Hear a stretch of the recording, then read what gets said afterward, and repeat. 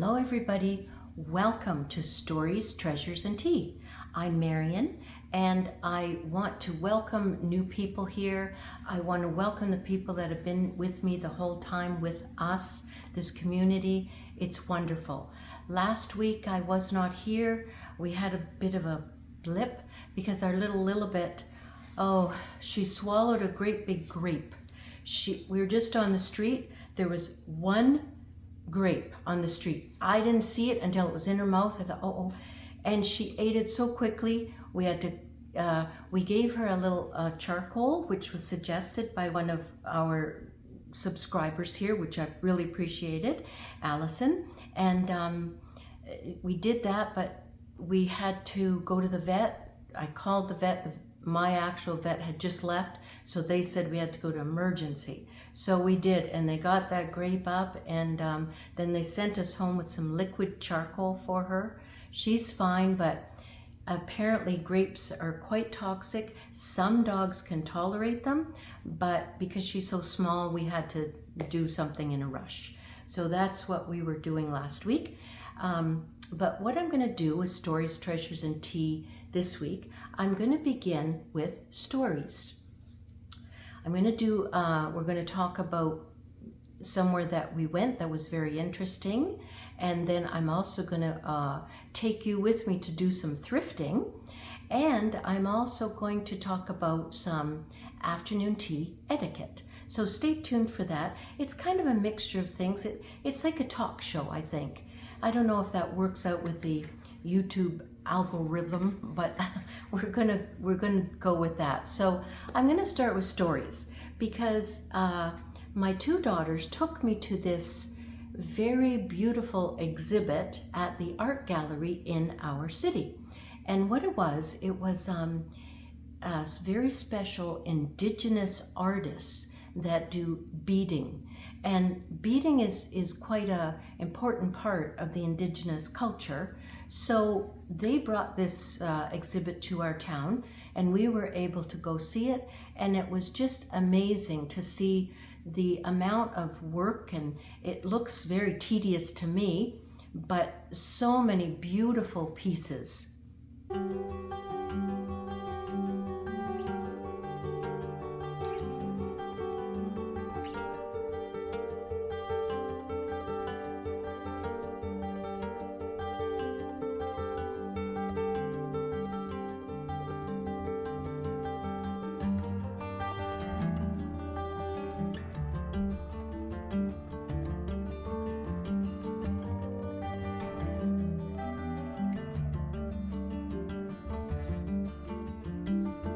The other thing I want to talk about next is thrifting.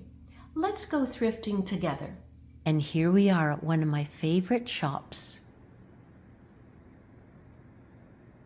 Pretty little flowers there.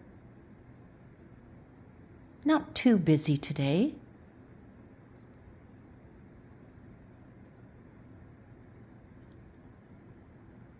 Let's look at this blue section. Pretty. Oh, my daughter would love this jug. She likes this cobalt blue. $10 is quite a bit, unless it's 30% off Tuesday, which it is not. Oh, I don't like that. I can't see the wick.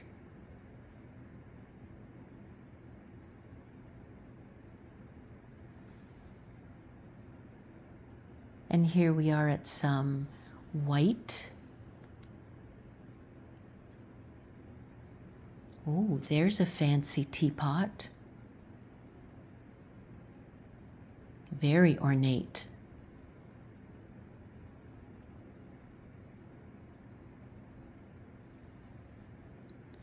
Oh, I think that's Fitz and Floyd. Yes, it is. That was very popular at one time, very decorative. And here we have kind of the yellow and golds.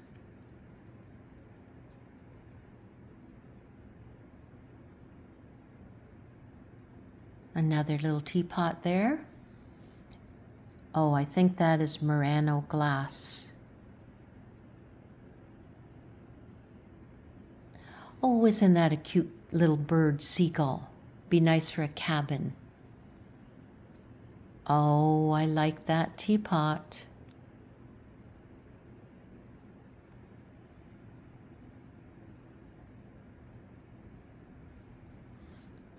A pineapple a day keeps the worries away. Oh, who knew?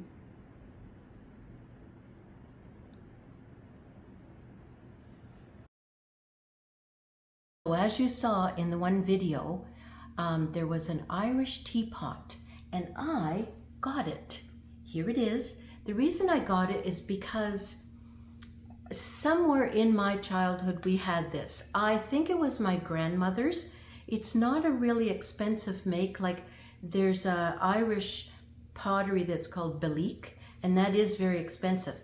This looks like Belik, but it is not. So I don't know if there were some people that were kind of copying the Belik pattern, but I love this little teapot. I'm going to use this daily because it's kind of sturdy, and I just love that. I had to get that at the thrift shop. And the other thing is, I had a bit of a thrift shop fail. I think I had one of these before, but I bought this beautiful big print.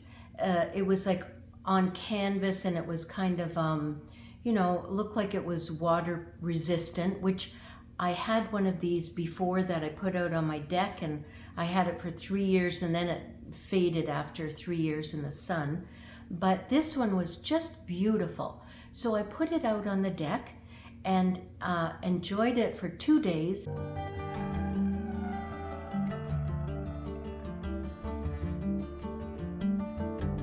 And then it rained.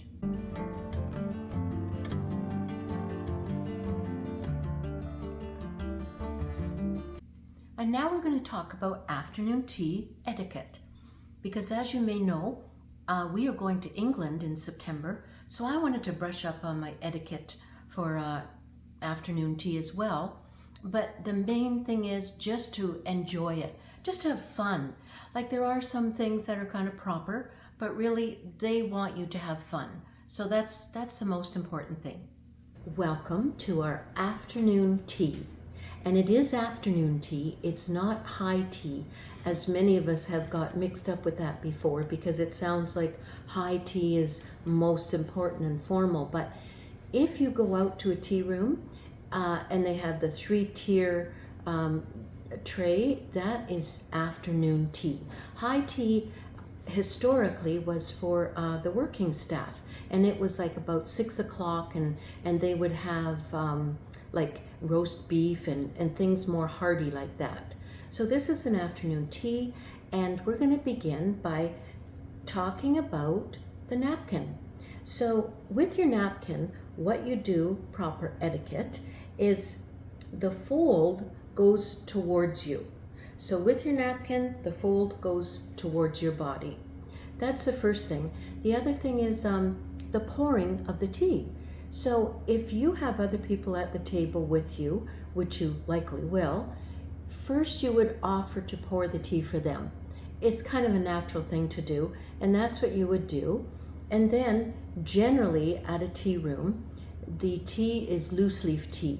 So you would need some kind of a strainer for your teacup, and you simply put it on your teacup like this, and then you get the tea and pour, because that will of course catch the loose leaf tea.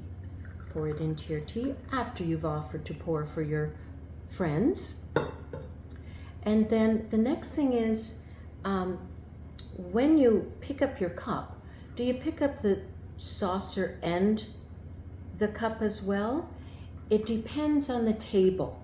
So if you are at a regular dining table like this, dining table height, you don't have to pick up the saucer.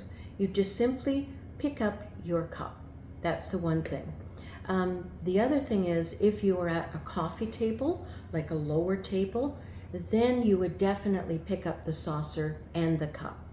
And talking about, do you put the milk in first or the tea in first? You put the tea in first. The milk in first was historically because the cups were more fragile porcelain, and if you pour the tea in first, it might crack the cup. So Generally now though, because we've got like fine bone china and all kinds of other materials, we put the tea in first. So the other thing is, when you're drinking your tea, I've got the saucer here, but I don't have to have the saucer. Do you put your pinky up? No, don't put your pinky up. That's not proper etiquette. And the other thing is, when you're stirring, stir in a circle? No. We just stir back and forth lightly. It's like on a clock, 12 o'clock, 6 o'clock, just back and forth lightly, and never, we don't do that. So that's the tea part itself. And I know I have been guilty of this. You know, I've told my children before, don't put your elbows on the table, especially at a restaurant.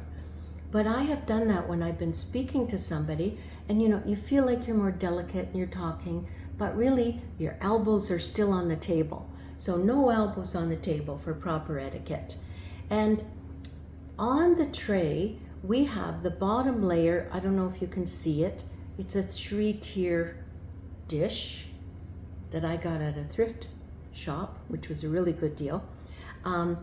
Usually the bottom layer is sandwiches, and the sandwiches would be maybe egg salad, cucumber, cream cheese, maybe smoked salmon, and it's kind of the savory layer. The next layer is the scones, and the next layer are the sweets. So the scones, I just want to show you the kind of etiquette with that. If you are sharing the 3-tier thing, which you likely are, usually this is for 2 at least, you just take your scone and bring it to your plate. And then you never cut it, you never cut your scone. You try your best to break it. And then just break it like so. It usually will come apart nicely. And then with your, here we have a jam or preserves. Often it's strawberry, that's kind of traditional. And then there's like cream. This is like a cream custard, but generally it's like a clotted cream that they would give you in a tea room. So you would take some of the jam, as if you are sharing this, and just take a bit and put it on your plate. Okay, you don't take it right from there to your scone or scone, whichever way you like to say it is fine. Put some on your plate, and the same with the cream. Just take some there, put some on your plate, and then you can put it on your scone. I say scone. And there's always a question of what you put on first. You put the cream on first, or do you put the jam on first? Doesn't matter. Different parts of England have different ideas, but I usually put the cream on first, and then I try to put like a dollop of the jam. That's what I like to do. And never will you sandwich your scone. No, you just eat it like that.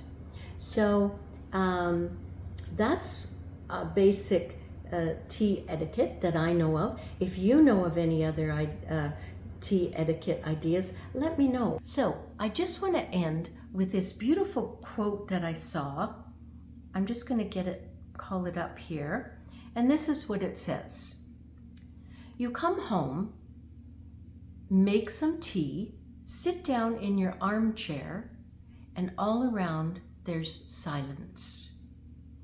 Everyone decides for themselves whether that's loneliness or freedom. So until next week, have a wonderful week. Please come back next week. Please subscribe. Just push the subscribe, push the like button, and hope to see you next week. Bye-bye.